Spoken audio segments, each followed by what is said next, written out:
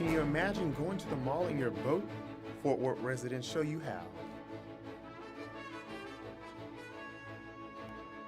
It includes 7 new restaurants and a separate retail market. I'll have more information on that coming up. Broadcasting live from the University of North Texas, this is ntTV Nightly News.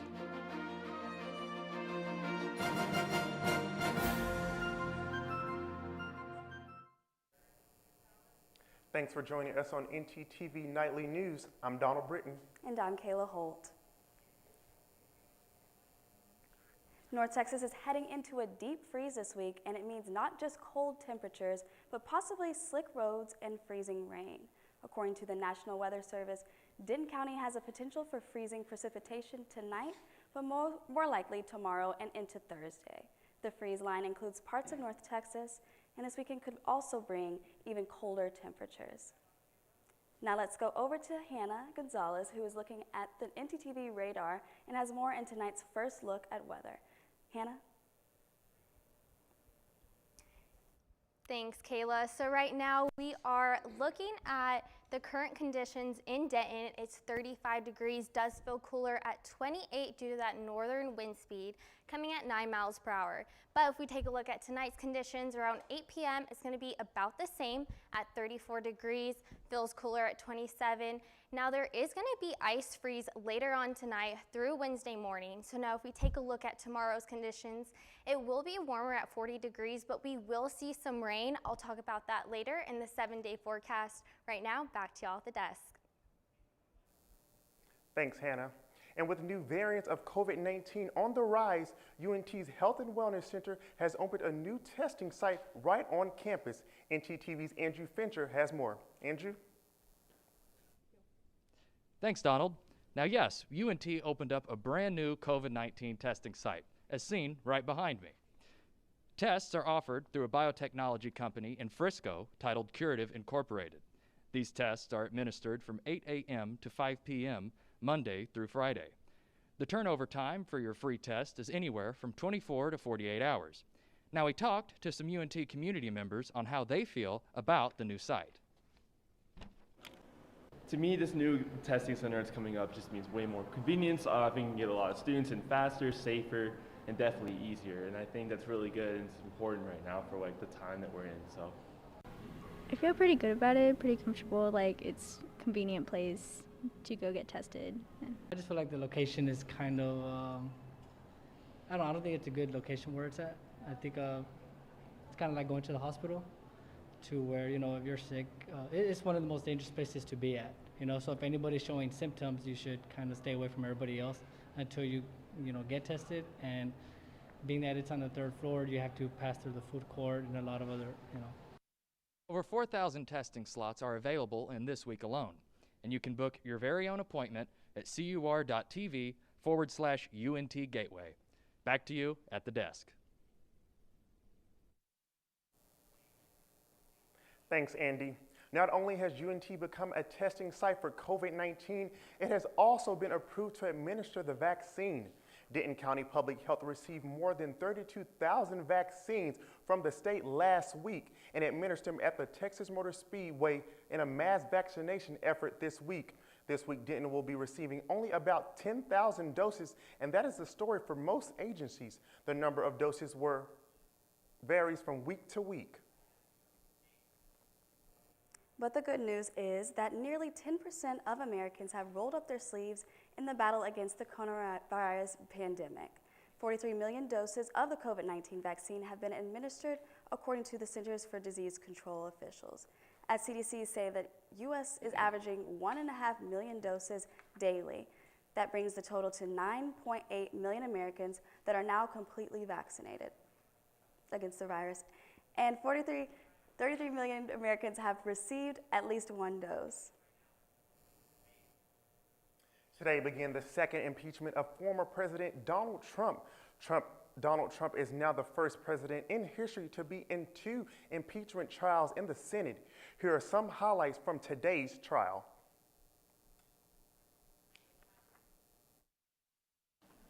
A history-making moment. Hear ye, hear ye, hear ye.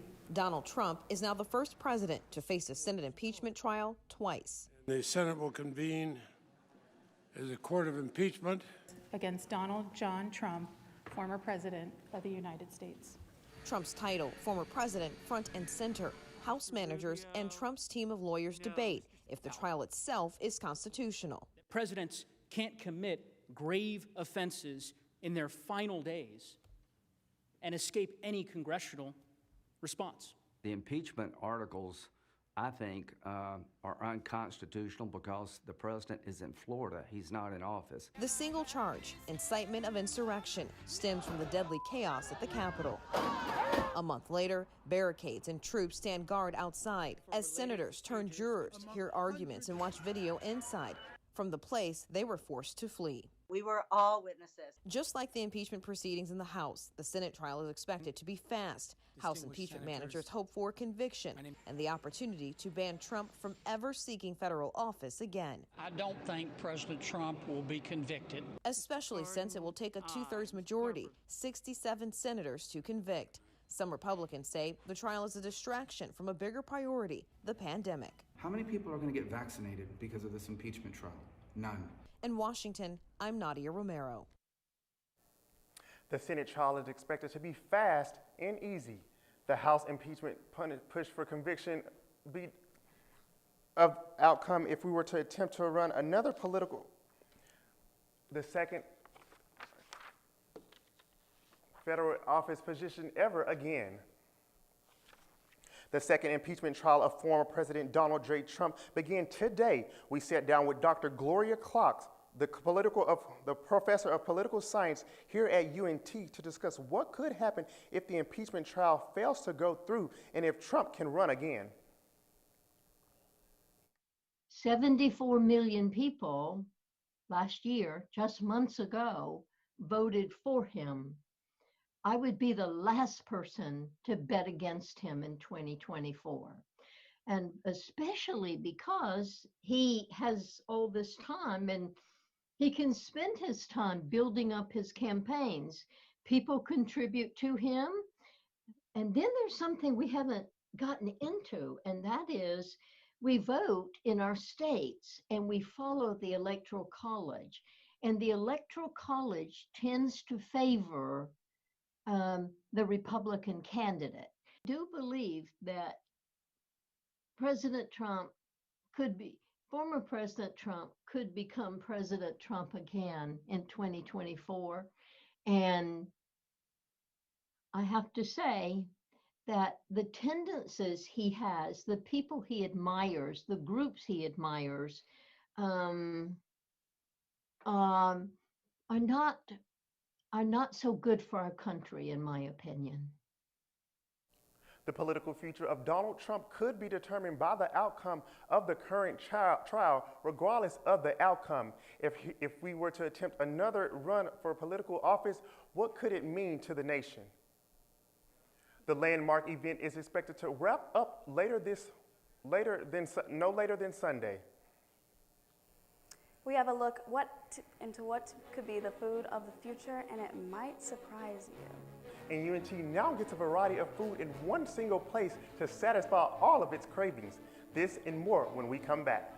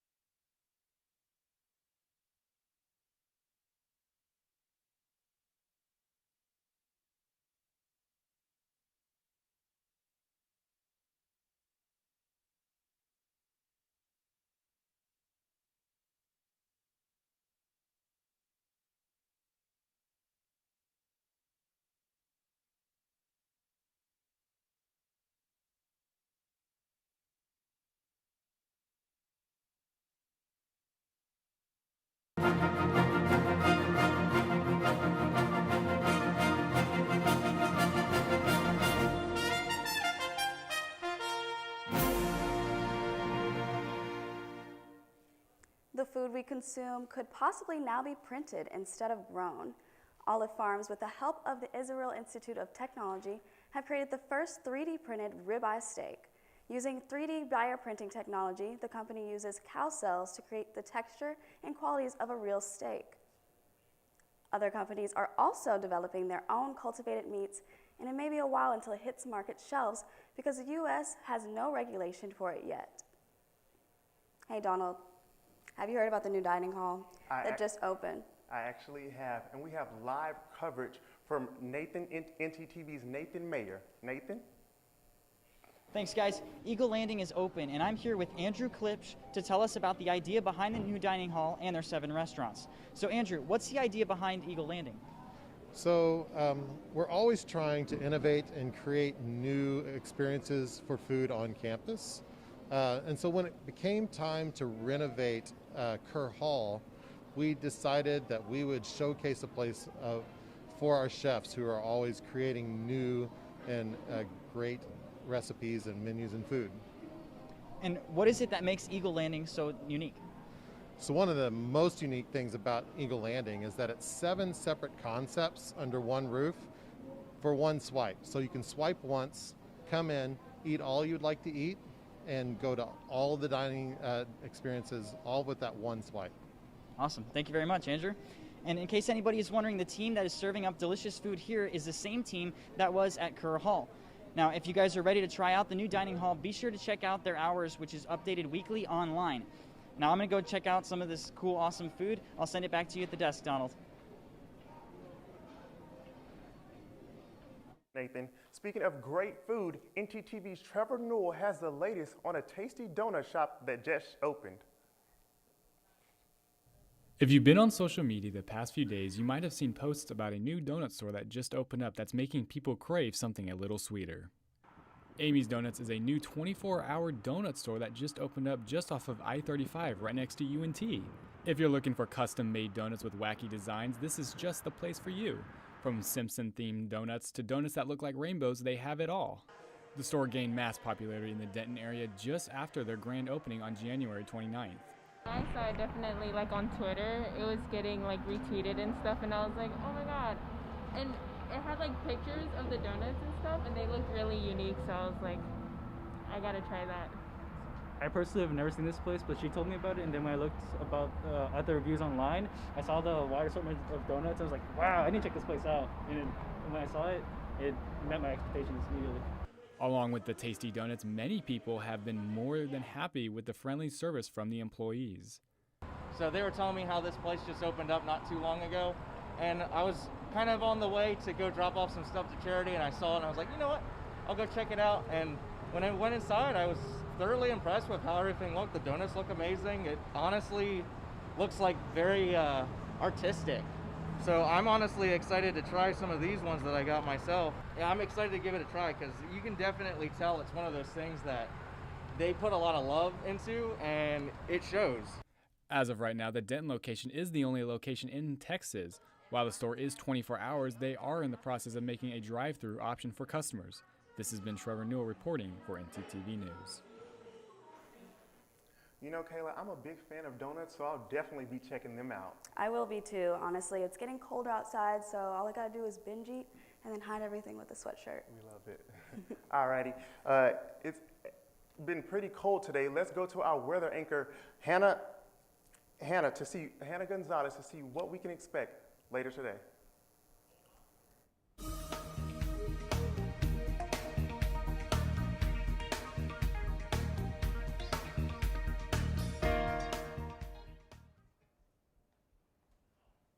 Thanks, Donald. So right now what we're looking at is Saturday night's temperatures. So on the right, that's what Saturday is actually going to be. And right here on the left, that's how cold it's going to feel due to those wind speeds. So we can see Denton right here is sitting at 12, but it's actually going to feel as low as 1 because of those winds. Now, if we look across North Texas, we can see Denton sits comfortably at 35, but our northern city, Sherman, is at 28, Gainesville and Bowie sitting at 27.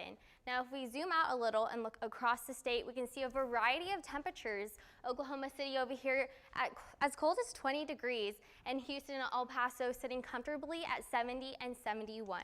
Now, if we look at the 7-day forecast, I mentioned earlier that we will see rain tomorrow. It's going to be a high of 40 and a low of 29. And Thursday, that's when our winter weather is going to come to us. So it's going to be a 60% chance of rain, but in the morning it will be freezing rain with a high of 38 and a low of 28. Now, if we zoom in into the weekend, we can see Saturday will be colder at 32 and reach as cold as 19 degrees.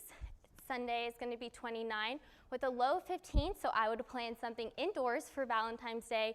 And then President's Day, we will see a 40% chance of snow with a high of 23 and a low of 10. And if we do get snow, we can expect as much as 1 to 3 inches of it. That's all I have for weather today. Back to you at the desk. Thanks, Hannah.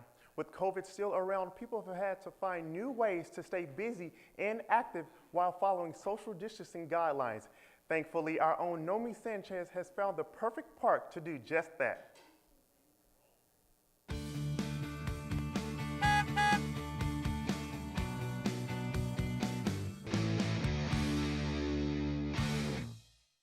The 16th century medieval England arrived in McKinney and goes by the name Adriatica. This beautiful, peaceful, European-style village is where many tourists go to shop, dine, and enjoy the scenery. The village was founded by Jeff Blackard. After a visit to Croatia, he fell in love with a Croatian island, Rock, and decided to use one of its villages as an inspiration for Adriatica. Tourists from many places come to see and take pictures with the white stone walls, cobblestone pathways, and beautiful arches. The Adriatica village took 10 years to build and is still seeing improvements. Residents and tourists enjoy walking and exercising around the village while gazing across the lake at breathtaking mansions. The $350 million village is one of the best views in McKinney. There's this huge lake over here, and you get to look at almost everything that this whole place to offer. The architecture, that it was like kind of inspired more like a Croatian architect, and you get to see the lake and all these beautiful houses behind me. The Belladonna Chapel is the home of many weddings that take place in the Adriatica village. Weddings and events are hosted at the village on a daily basis, and photo shoots are also very common. The Adriatica Bridal Suite is a great spot to host showers, events, or even use as a wedding prep area due to its close proximity to the Belladonna Chapel. For ntTV News, I'm Kevin Pacheco.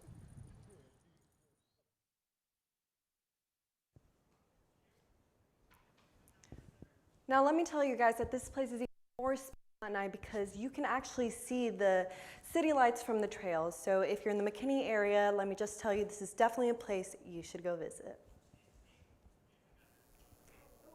Thanks, Naomi.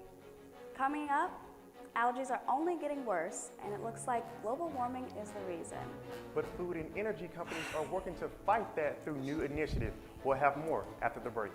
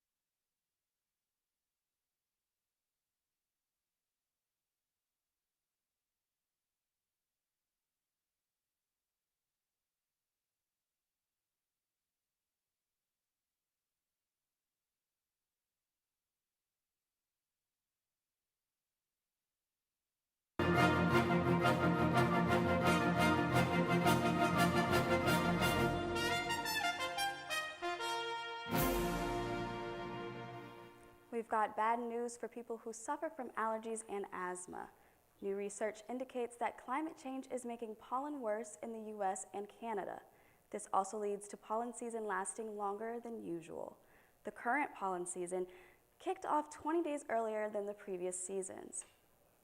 The pollen count has also increased by 21% when compared to the last season. Climate change is also top of mind for some of the biggest companies in the world, and it's having an impact on how they are thinking about their future. Oil and gas powerhouse Chevron is now thinking clean energy more than fossil fuel. Chevron CEO says the company is expanding into green energy, renewable natural gas, and other non-oil or coal-based fuel. Chevron is just the latest global company to announce plans to move away from fossil fuels, cut emissions, and expand clean energy. And another global giant is also taking a stand for the environment. Coca-Cola is introducing a new bottle that is made of 100% recycled material. The new bottle will hold just over 13 ounces of Coke and is made from recyclable plastic, which is ground into flakes, then reformed into the new container. Coke will be using the new process for other bottles as well as such their Dasani brand. You can expect to see it this year on shelves here in Texas. Some good news for the Mean Green. Women's head coach Jaylee Mitchell will be staying at the UNT for a little while longer. ntTV's Michelle Brooks has more.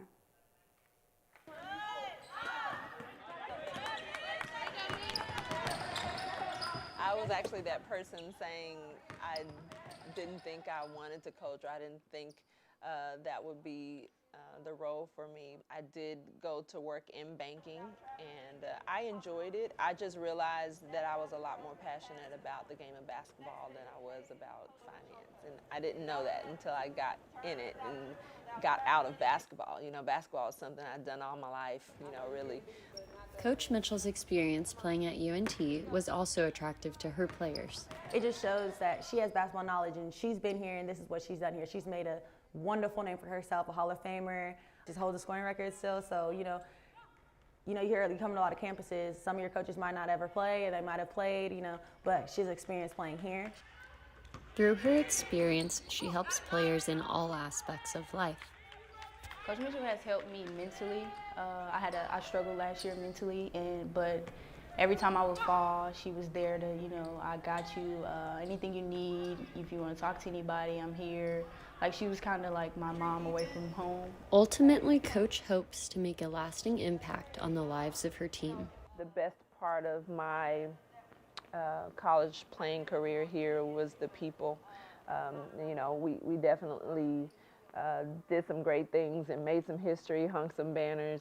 But the best part is that, my teammates are still my best friends today. My coaches are still people I keep in contact with. The game is the game, and you're passionate about that, and we live that, and we breathe that. But it's the people that I think make the biggest difference in your lives. And so myself and my coaching staff, that's what we strive to do, is just, as people, make a difference. And, again, I'm happy and elated to be able to do that here at my alma mater.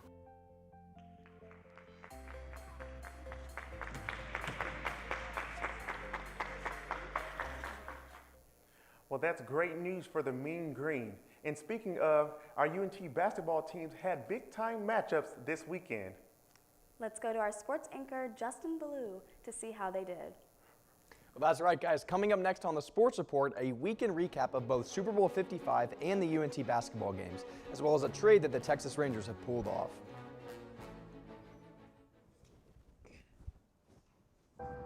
In America, the zip code you're born in can determine your future. The Y helps fill the opportunity gap with education programs for all. For a better us, support your local Y today. There are 16 million children struggling with hunger in America. That's 1 in 5 daughters, sons, neighbors, and classmates who don't know where their next meal is coming from. Yet billions of pounds of good food go to waste every year.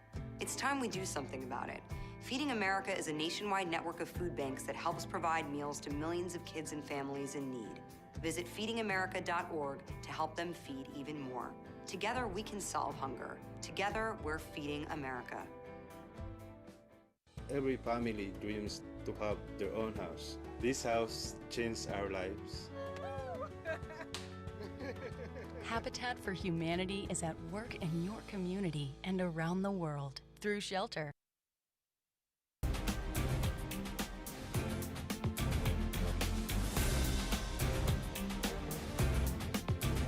The Tampa Bay Buccaneers are Super Bowl 55 champions. They defeated the Chiefs 31-9 on Sunday night, clinching their first Super Bowl win since 2002.